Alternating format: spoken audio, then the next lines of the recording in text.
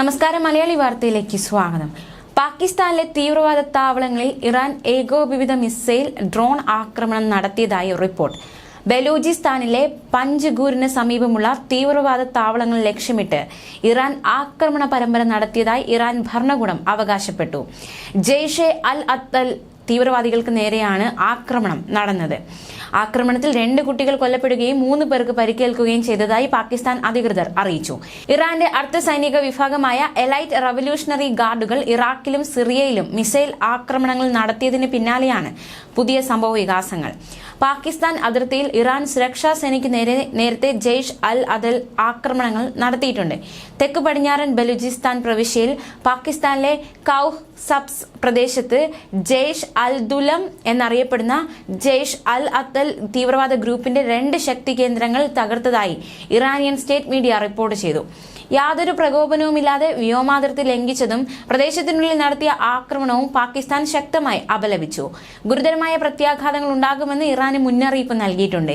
ഗാസയിൽ ഇസ്രായേലിന്റെ ശക്തവും ക്രൂരവുമായ ആക്രമണങ്ങൾ നടക്കുന്ന പശ്ചാത്തലത്തിൽ പുതിയ ആക്രമണങ്ങൾ വിശാലമായ പ്രാദേശിക സംഘട്ടനത്തിലേക്ക് നീങ്ങാനുള്ള സാധ്യത കൂടുതലാണെന്ന് വിദഗ്ധർ ചൂണ്ടിക്കാട്ടുന്നു.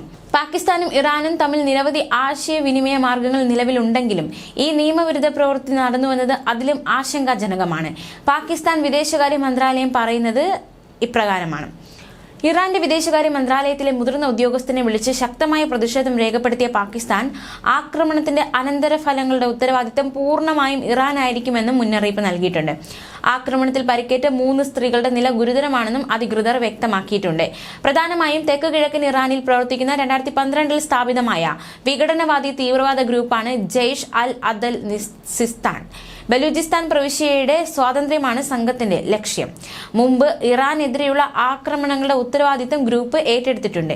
ഇറാൻ പ്രവിശ്യയായ സിസ്താനിലെയും ബലൂചിസ്ഥാനിലെയും പോലീസ് സ്റ്റേഷനുകൾ ആക്രമിച്ച് 11 ഇറാനിയൻ പോലീസ് ഉദ്യോഗസ്ഥരെ കൊലപ്പെടുത്തിയതായി കഴിഞ്ഞ മാസം ജെയ്ഷ് അൽ അദ്ലിനെതിരെ ആരോപണങ്ങൾ ഉയർന്നിരുന്നു. ഏകീകൃത പ്രവർത്തനം ആവശ്യമായ മേഖലയിലെ എല്ലാ രാജ്യങ്ങൾക്കും ഭീകരത ഒരു പൊതുഭീഷണിയാണെന്ന് പാകിസ്ഥാൻ എപ്പോഴും പറഞ്ഞിട്ടുണ്ട്.